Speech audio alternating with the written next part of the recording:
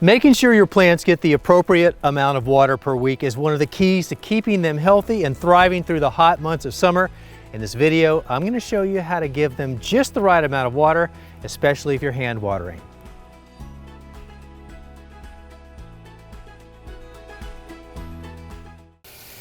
You've likely heard that plants need on average 1 inch of water per week. Now, that's easy to measure depending on the instruments that you're using, such as drip irrigation. Those have emitter tips, which deliver a precise amount of water over a specific period of time. So it's just a matter of simple math to know how long you need to run the water. Or if you're using a soaker hose, which evenly distributes water over the entire length, you could take a tuna can, which is about 1 inch in depth, bury it into the surface so that it's right at the top of the soil level, turn on the soaker hose and see how long it takes to fill up that can. And that's how long you need to run the water to get 1 inch of water over the entire span right along that line. But what if you're like me and you love to hand water, so you're standing over your plants with a watering wand, thinking you're providing enough water, but you don't really know. But there is a way to find out. So that's what I want to tell you here. Fortunately, studies indicate that it takes 0.62 gallons of water to deliver the equivalent of 1 inch over 1 square foot of surface area. Okay, I can work with that.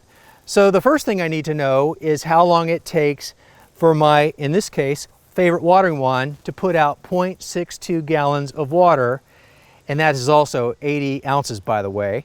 So the way that I did that, and you can do it however you want, but I measured out 80 ounces into this bucket and drew a line. See that black line right there? That's the top of where 80 ounces hits.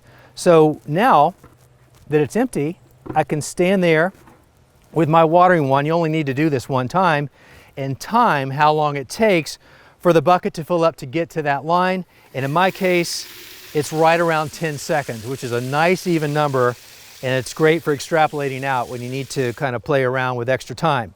So 10 seconds for 1 square foot to deliver the equivalent of 1 gallon of water. Okay, so now let's put that into practical terms at my tomato bed.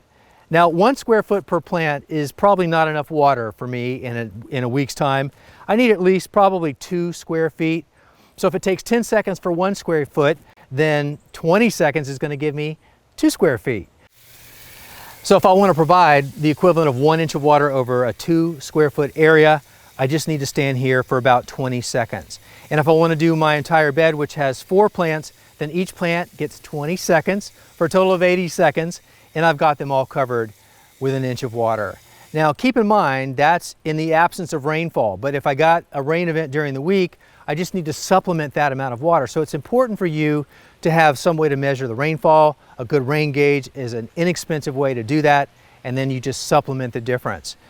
And something else to keep in mind, you don't have to deliver the 1 inch all at once. In fact, I prefer not to do that. I prefer to spread it out maybe twice a week. So if I'm going to take 20 seconds to get 1 gallon of water to each tomato plant, then if I cut that in half, at 10 seconds, they're getting the equivalent of half a gallon. Twice a week, I'll have the same amount and I'll spread it out. So hopefully that makes sense. Now, one more thing.